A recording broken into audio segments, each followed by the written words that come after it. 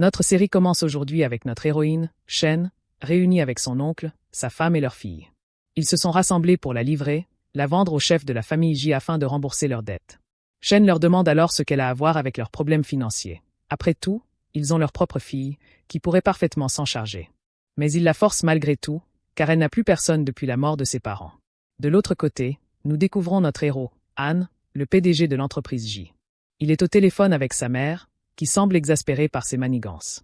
En effet, il ramène régulièrement de fausses petites amies pour la tromper, mais elle finit toujours par les démasquer. Han demande alors à son assistant de lui trouver une fille immédiatement. À ce moment-là, ils entendent une femme crier dehors. Han sort et découvre deux hommes tenant Shen de force. Il lui explique que son oncle l'a vendue pour rembourser sa dette. Shen proteste vivement, affirmant qu'elle paiera elle-même avec son salaire. Mais elle est choquée en apprenant que la somme s'élève à 200 millions.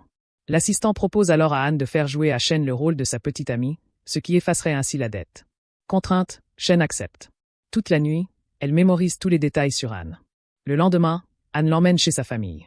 Sa mère l'examine attentivement et est charmée. La future fiancée est belle, jeune, intelligente et bien habillée.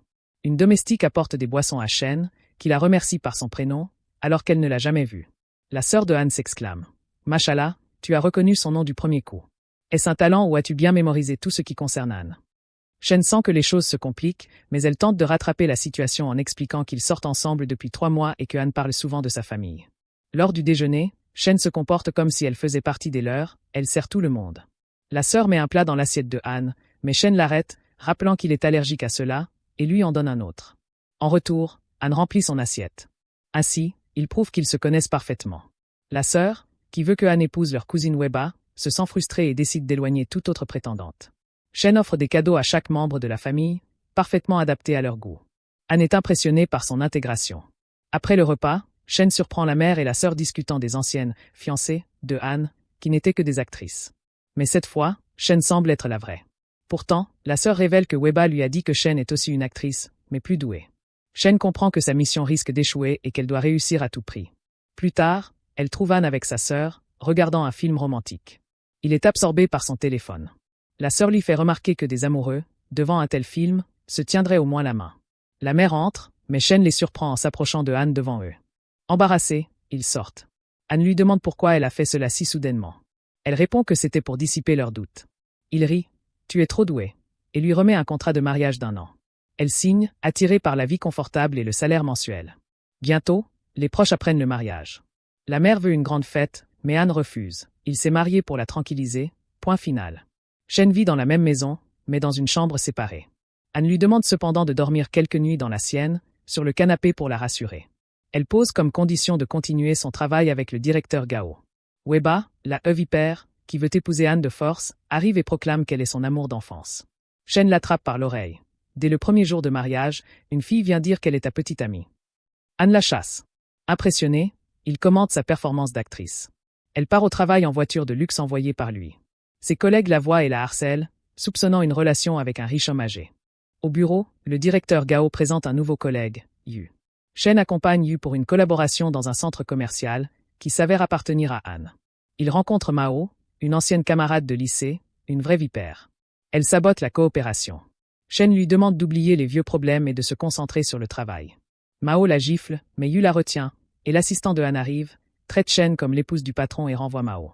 Le soir, Han veille sur Shen et lui demande de dormir dans sa chambre car sa mère passe la nuit chez eux. La mère espionne effectivement jusqu'à se rassurer qu'ils sont ensemble. Le lendemain, elle confie à la nounou qu'elle est heureuse de voir son fils et sa belle-fille s'entendre si bien. Weba rencontre la sœur de Han et lui demande de l'aider à séduire Han, même en le droguant pour qu'elle tombe enceinte et le force à l'épouser. La sœur naïve accepte et met la drogue dans le verre de Han lors d'un déjeuner familial où Weba et sa mère sont invités. Han, affecté malgré la petite quantité, chasse Weba qui tente de le séduire. Il rejoint Shen, fraîchement rentré, et lui demande de l'aider à se remettre. Elle le plonge sous l'eau froide, il tremble pendant 2 jours. Au travail, Mao supplie Shen de la faire réintégrer, mais elle refuse. Weba vole alors la voiture de Shen et complote avec Mao contre elle. Le lendemain, un vieux vidéo de Shen en difficulté au lycée est publié en ligne. De retour chez elle, bouleversée, elle confie à Han qu'elle avait été kidnappée mais s'était échappée sans dommage. Il promet de s'en occuper. On découvre que Mao avait orchestré le kidnapping passé.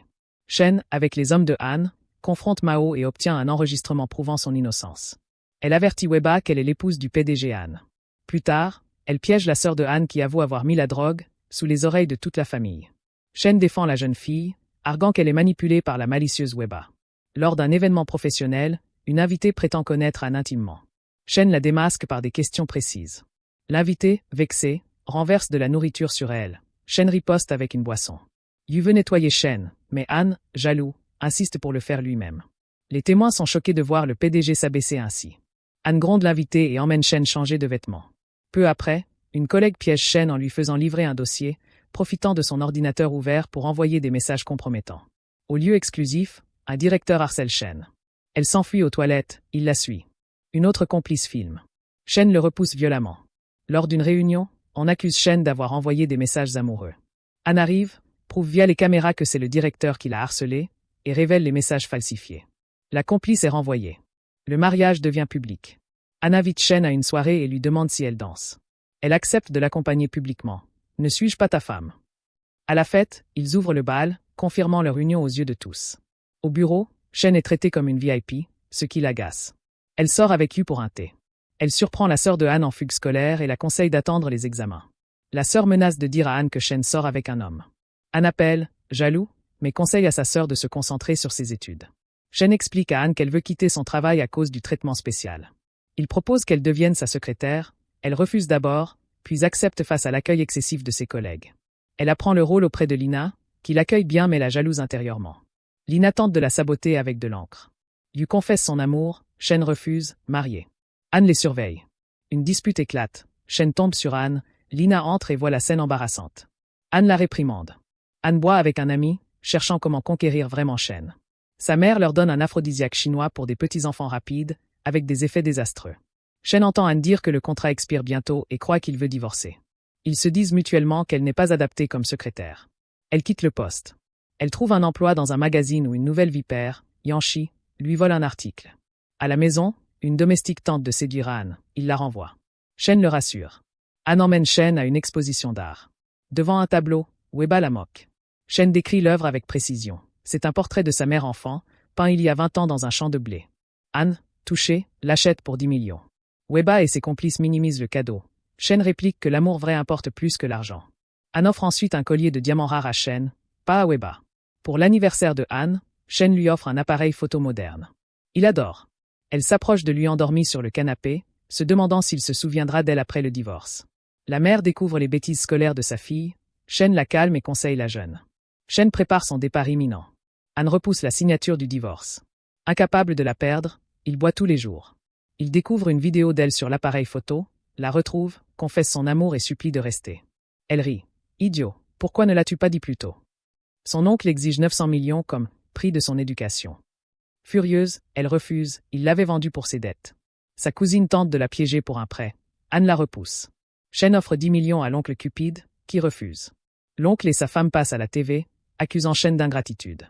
L'opinion publique se retourne contre elle. Shen révèle à Han qu'une voisine sait comment l'oncle l'a maltraitée et a dilapidé l'héritage de ses parents.